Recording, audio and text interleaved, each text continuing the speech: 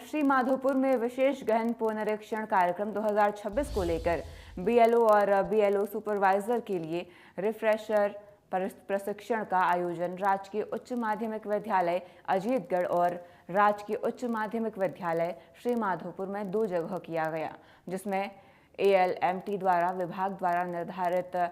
PPT के माध्यम से अभियान की बारीकियों और किए गए नए परिवर्तनों से अवगत कराया गया। निर्वाचक रजिस्ट्रीकरण अधिकारी द्वारा स्वयं भी BLO को कार्यक्रम के दौरान फील्ड में कार्य करते समय विभाग द्वारा जारी एडवाइजरी की पूर्ण पालना करने और मतदाताओं का अधिक से अधिक सहयोग करने के बारे में बताया गया। प्रशिक्षण में अनिल कुमार उपखंड अधिकारी, जगदीश प्रसाद बैरवा और तहसीलदार श्री माधोपुर, ब्लॉक शिक्षा अधिकारी अजीतगढ़ मोहनलाल, ब्लॉक शिक्षा अधिकारी श्री माधोपुर विष्णु कुमार अग्रवाल, रतनलाल सैनी उपस्थित रहे।